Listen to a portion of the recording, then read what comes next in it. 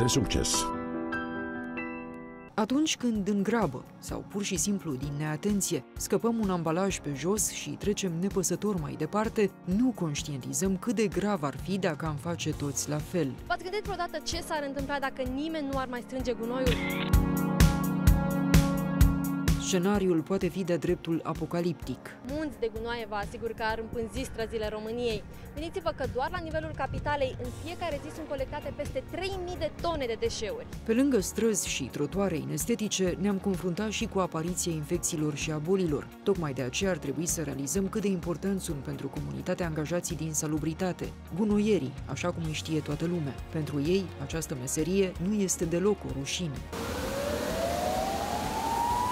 George, de exemplu, lucrează în domeniu de 16 ani. În tot acest timp, a înțeles că un mediu înconjurător curat înseamnă sănătate. Ziua de muncă constă în felul de a-ți face datoria față de cetățeni, în primul rând, de a aduna deșeurile menajere și a nu lăsa în urma ta tot felul de resturi, în momentul dacă au căzut pe jos, le adun frumos cu lopata, cu mături, pentru că în primul rând ne gândim la mediul înconjurător, de lângă noi.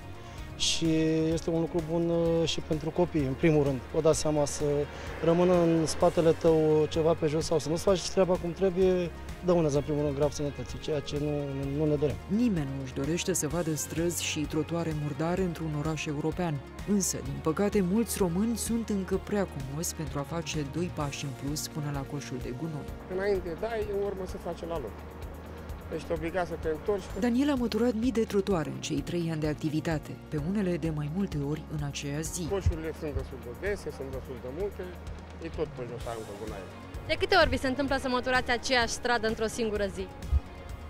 Și de 2 ori, depinde pe ce zonă ne dă, și de 3 ori, mizeria oricum tot să faci.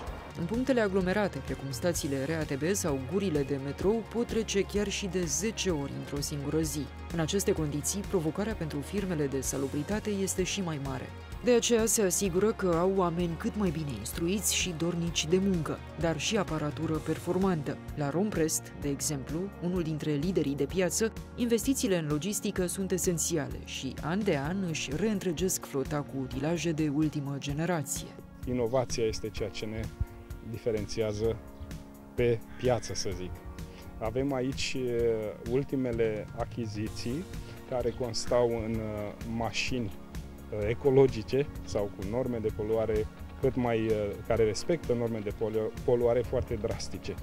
Flota Romprest numără în prezent numai puțin de 600 de utilaje și, mai mult decât atât, compania a reimplementat un sistem in-house de gestionare a propriului parc auto. Pentru eficiență maximă, spun ei, câștigă astfel timp pentru mai multe ore petrecute în stradă. Oricum, îi găsim la datorie 24 de ore din 24, 7 zile din 7, 365 de zile pe an. Pe lângă salubritate, compania mai asigură și servicii de facility management, arhitectură peisageră, dezinsecție, dezinfecție și deratizare, toate prestate la cele mai înalte standarde. Și tot din grijă pentru mediul înconjurător, compania derulează în mod constant campanii de responsabilizare socială. Cei 13 ani de experiență la nivelul pieței naționale și internaționale, putem spune că am acumulat cele mai bune practici și un nivel al expertizei european.